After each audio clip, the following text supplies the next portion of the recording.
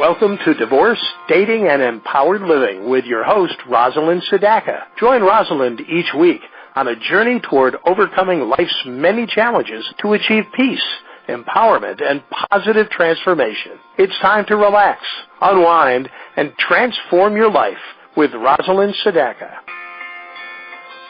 Hello, everyone. This is Rosalind Sedaka with the Going Solo Network and WGSN-DB. You are listening to Divorce, Dating, and Empowered Living, and we have a wonderful show for you with a wonderful guest who is an expert on being motivated to marry and making the right decisions. And so our program today is actually titled, Are You Motivated to Get Married Again? And what to consider the second or even third time around. So the questions we're going to be talking about are, do you know your purpose for dating after your divorce? Would you consider getting married again?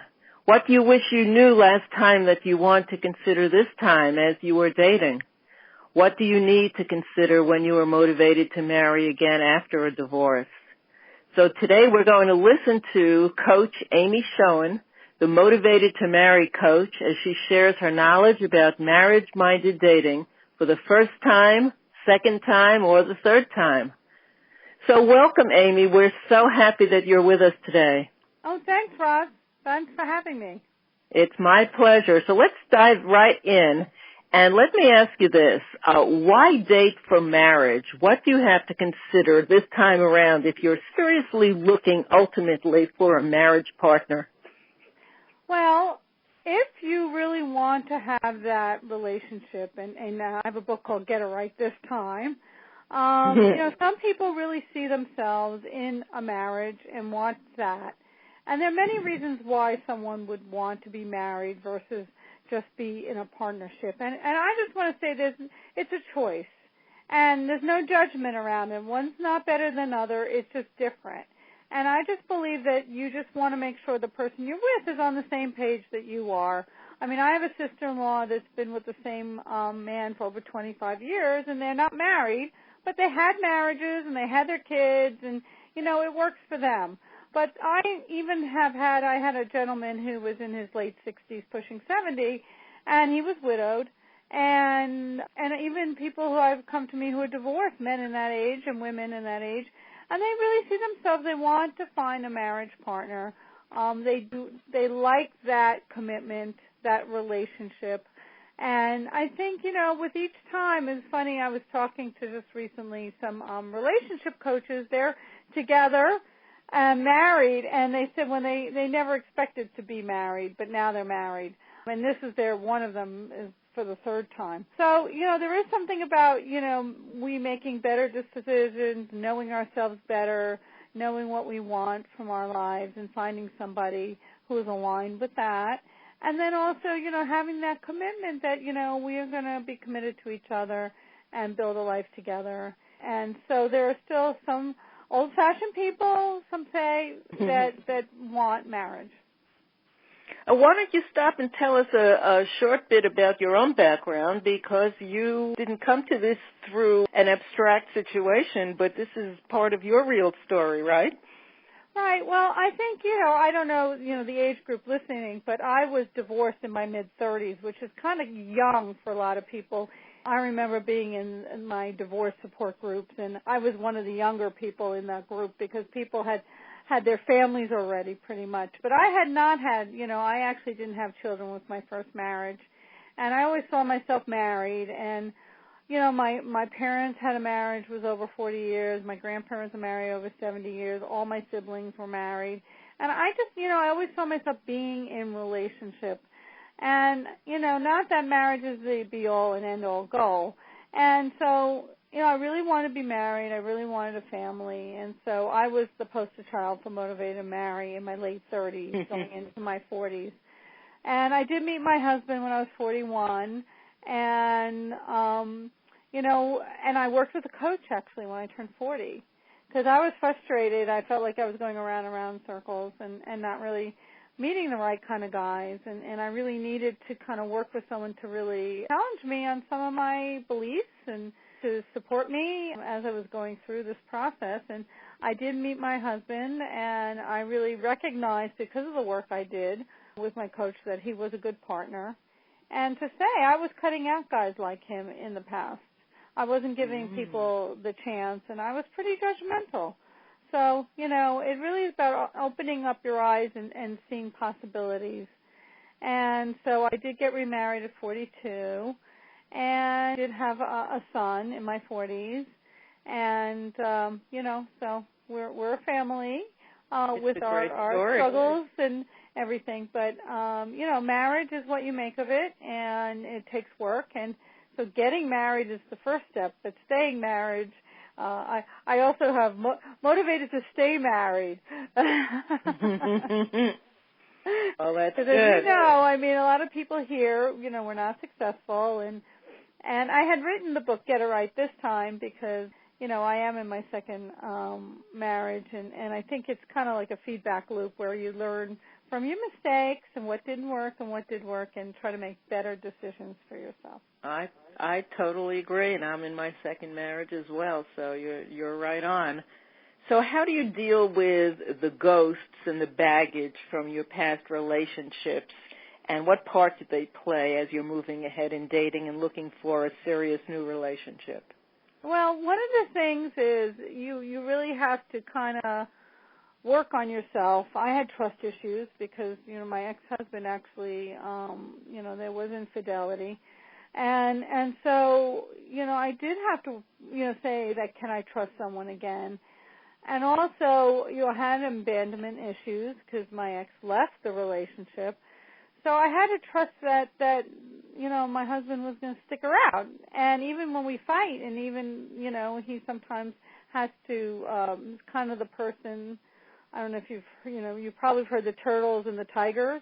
I'm a tiger, and he's a turtle, so he retreats when there's, conflict. And so I have to let him go and know, and that also was helpful from the coaching I did with my coach, understand that that's how he reacts, and he always comes back. So, to find someone who would work with you.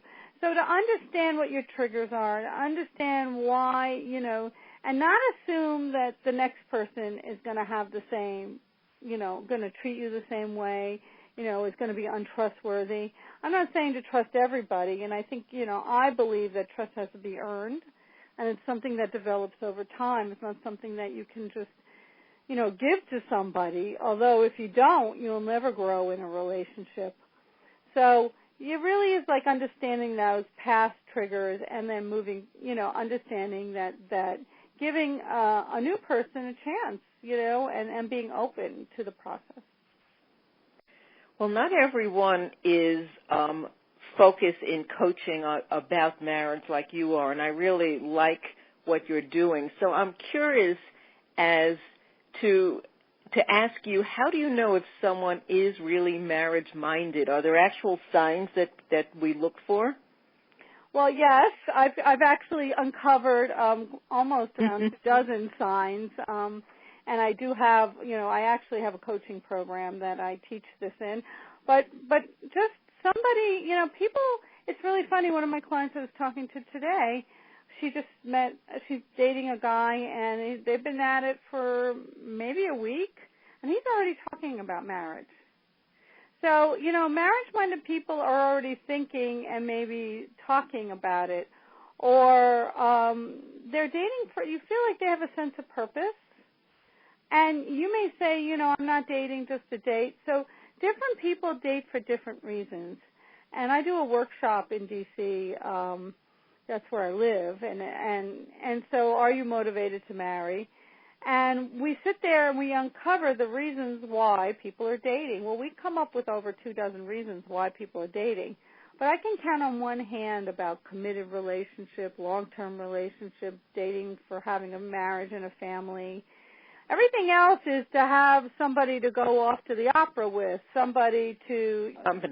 Companionship. To get a free dinner. So there are so many what I call unserious reasons to be dating. And some people just say, well, to get out and get to know myself better. But that's not somebody who's ready to be motivated to marry. Somebody has to be in a place where they feel, that this is what they want for their lives at this point. So do we actually ask them why they're dating and if they're motivated to marry? Does that actually come up in your conversations? Well, yeah, there's a timing to that. And so the thing is, you may not hit someone over the head with that first. First we have to decide we like this person. Okay? Do we like this person? Is there a flow? Do we see some potential? Do we not see any real apparent deal breakers? Do we see that some of our core relationship values are aligned? And do we have some of the same? You can ask, what are your goals? Like, where do you see yourself in 5 years? I mean, you don't want to get too interviewee, like you're interrogating someone, but you can just say, where do you see yourself in 5 years? But then I know when my dating process, so I was, I was 41, and I didn't have a lot of time to waste, and I have timetables in my program. But I didn't have a lot of time to waste, so actually the last guy I dated, I'd spent 3 months with and then started to tell him about my goal of having a child. And he goes, babies? You want babies? And he was a single father. He goes, I'm done. First of all, I can't do it. And second of all, that's not my game plan. And I was heartbroken. I was like, wow. And I had to make a tough choice, and I actually chose to leave that relationship. Then when I started dating my husband, within a month, I had the conversation. I said, listen, I just would like to see what your goals are, and I was very clear. I said, I'm looking to get married and have a family. How about you? And I just stayed quiet. Whatever way the tip fell, and he said, me too, fortunately. But I don't know. Some people, some guys might say I have to think about it, whatever it is. You'd rather someone be honest than not honest, And I would ask them and say, I really want to know, let's not waste our time. This is not but now with online dating, it's funny. You can really get more information, and you can kind of scan the profiles and see somebody who's looking for a serious relationship. And I kind of coach my clients on how to put themselves out there so they appear serious, so somebody would, kind of line up with their goals. So. But I didn't answer your question. So some of the characteristics are what I said. They put in their profile that they're looking for a relationship with the goal of getting married. Some people, it's funny, one of my coaches kind of told me to say this, but he said, how do you like the singles world? And just, how do you like dating? How do you like the single, and just to listen. And normally they would say something like, well, I just can't, I hate it. I really want to get out of the dating scene. But I found out, and I like the Myers-Briggs personality. I like to really know someone's come from place. And then I realized there's really two answers. If you ask an introvert, which my husband was, how do you like the dating world? His answer was, it sucks, I hate it. If you ask an extrovert, and I'm an extrovert, how do you like the dating world? You're going to get an answer like, well, I really like it because I get to meet people, and I really like to get out and do different things, but I'm kind of would like to find someone to, I'm ready to meet a serious partner. So you are going to get two different answers depending on what the personality is like. Another kind of sign is, for those who are still in the place where they want to have families, is they may share with their friends that they're looking to meet someone with the hopes of getting married and having a family. So, to be set up by somebody who knows somebody who's pretty serious about that. So there are a lot of different reasons. A lot of times when they're, like, even, my older clients, their friends are married, so they feel like the odd person out, and they really want to be kind of part of that group again. Not that their friends exclude them, but there's something missing, for them. Absolutely. So, yeah. Well, let me stop you right here before we move ahead and take a break. This is Rosalind Sadaka. You're listening to WGSN-DB, the Going Solo Network, and the show is Divorce, Dating, and Empowered Living, and we'll be right back. You're listening to WGSN-DB, Going Solo Network, Singles Talk Radio Channel, where we take a lighthearted and candid approach to discussions on the journey of relationship loss, divorce, parenting, being single, relationships building, dating, and yes, sex. Join our listeners and begin living your best life. Hi, everyone. This is Rosalind Sadaka with WGSN-DB, the Going Solo Network. You're listening to Divorce, Dating, and Empowered Living. And we are talking with Amy Schoen, who is a professional life coach, dating and relationship expert, and an expert on motivated to marry. So she's talking to us about whether to consider moving out again for a second or third time to find a marriage partner. And Amy's been sharing a lot of insights with a very candid way, which I so appreciate. And I was wondering, Amy, whether we should ever consider dating someone who's never been married or widowed. I think so. And I think, one of the things I kind of help my clients to see is that you really have to look at the person and their journey and where they came from. And I know people, I've had clients who've never been married and they're in their 50s and they really want to be. And I remember there was a woman that I was, she actually came to one of my workshops and she bought my book. And so she was 60 and never married. And then I ran into her and she showed me her hand and she says, guess what? I'm engaged for the first time in her 60s. So, there are people who really want to be. Even my own husband, he was 47 when I met him and 48 when we got married. He was never married. But he was working on himself, and he really wanted to be. So, these are people who, don't have much baggage, and they really want to be a part of a family, and maybe for one reason or another, you don't know what their story was, but my husband was in a relationship with a woman who just really yanked his chain for 7 years, off and on. He thought he was going to marry her. She had no intention of marrying him. But, he didn't know how to really ask the tough questions, and he wasn't really, he just got strung along. So you don't know why people are not married. The widowed people, yes, they've had successful marriages and relationships. They see marriage as a positive thing, most of them, and there's a timing to it. So most widowers really want to find another marriage partner. They like to be in relationship. They have the capacity for the relationship. And not that, it's hard for the person to say, well, I will never be that person. But you'd be surprised. A lot of them, it's like, well, this relationship was good for that time in my life. Not necessarily would pick the same person if that was choice. Mm-hmm. So I think you're right about that. So, yeah, even my widowed and my widowers, they're picking people that meet their needs at this particular time in their lives. And they're having a blast, I'm telling you. I mean, I just sit there and they're having the time of their lives. Well, that's really good to hear. As you know, I'm a divorce and parenting coach as well as a dating and relationship coach. So children are very important to me in the equation, and I wanted to get your feedback on how children come into the picture when you're dating for marriage. Talk about that a bit. Well, Roz, you and I had a whole class session on this.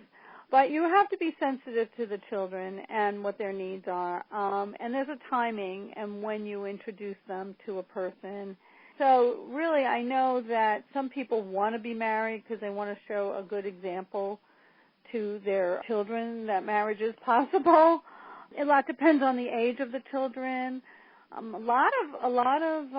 get a lot of people coming to me when the kids are going off to college, and now they, the parents are saying that now, I want to focus on me and what I want for my life and who would be a good partner. So you do have to kind of tread lightly and make sure their needs are met. And I know, there's two sides. I did some research, and there's the person who has the children, and then maybe there's a person who doesn't have children but dating someone with children. And so, there are different expectations of each person, and to sound, I'm sure you're the expert at this, but to set some boundaries around that and make sure that your children's emotions are protected. And, people need to be understanding. I had a client who had a 16-year-old, and the guy was resentful, and I didn't understand why she was dating him, to be honest. But as a coach, we can't tell people what to do. We can just kind of lead them. I mean, she stopped dating him, actually.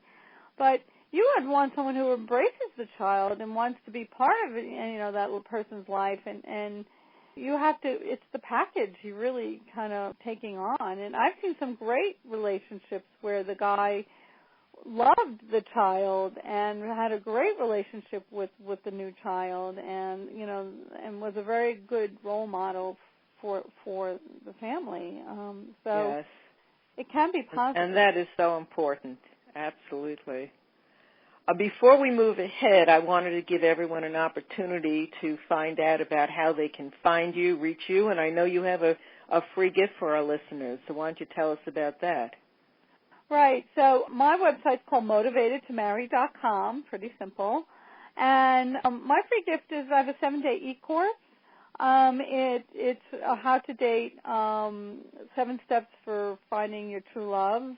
And it's just my process, and it really just takes 2 minutes a day, and easy to read, but gives you an insight to my process. So if that's something you like, then and you want to delve more into my coaching program and some of the other things, my groups and things that I have to offer, then I think that's a good first step to kind of check me out.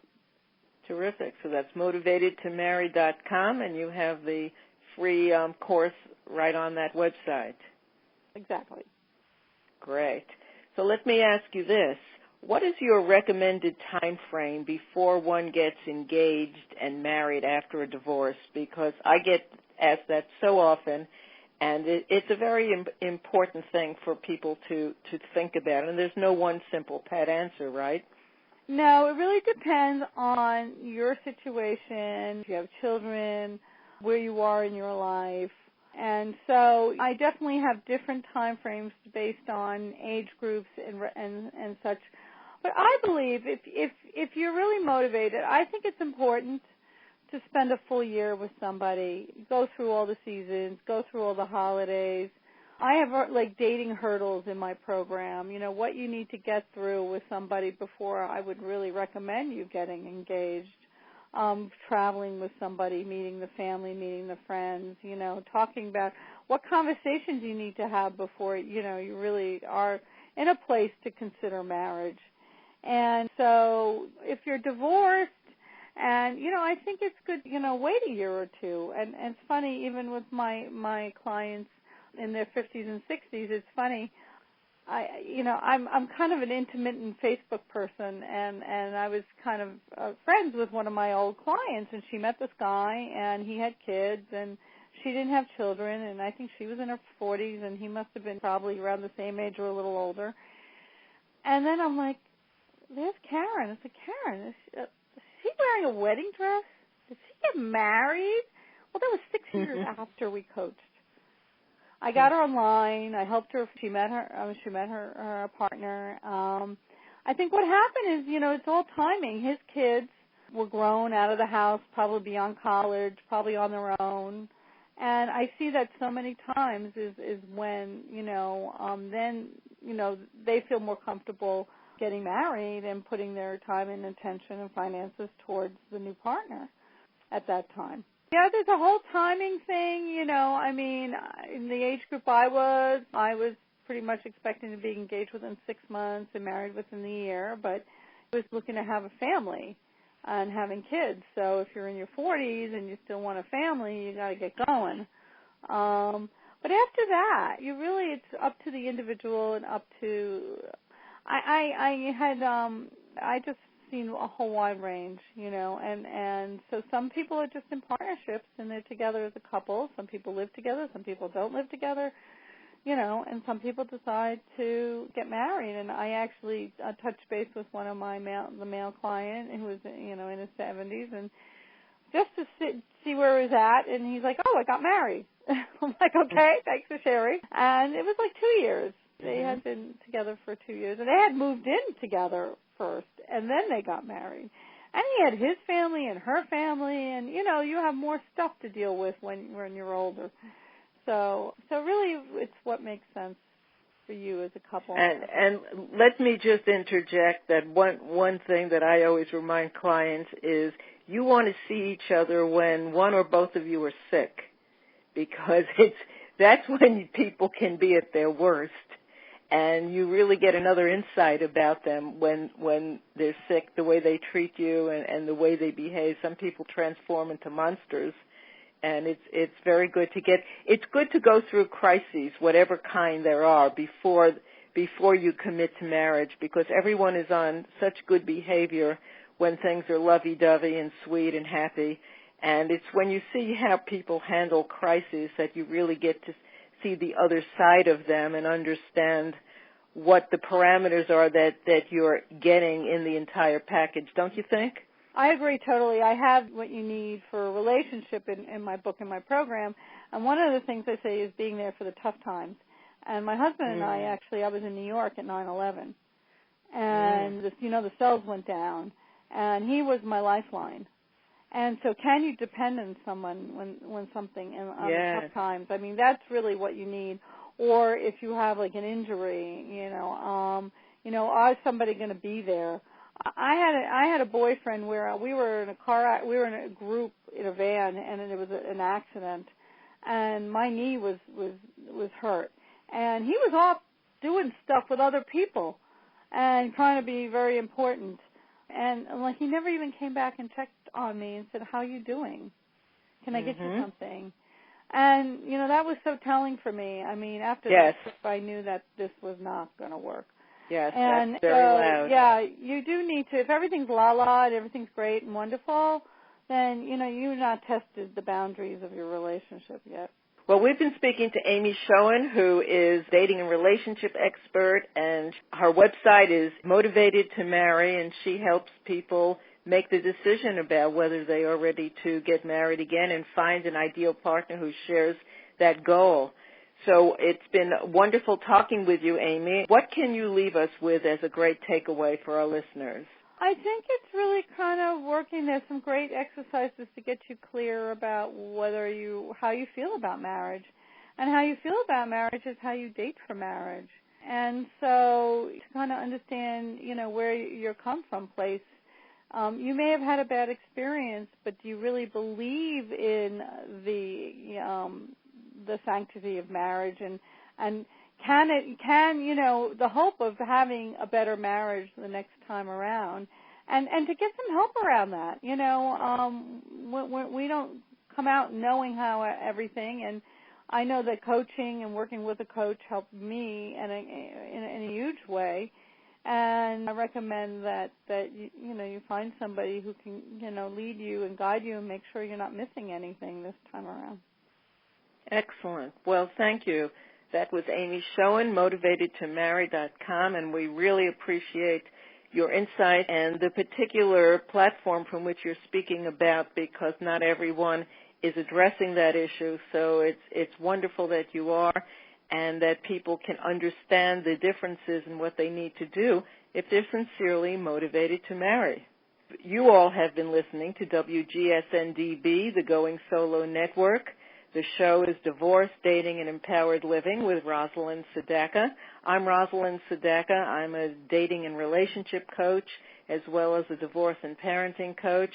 And you can find my books, courses, and programs at childcentereddivorce.com as well as womendatingafter40.com. That's 40.com. And mensdatingformula.com. So thank you so much for listening. Until next time, be smart and stay empowered. Bye-bye now.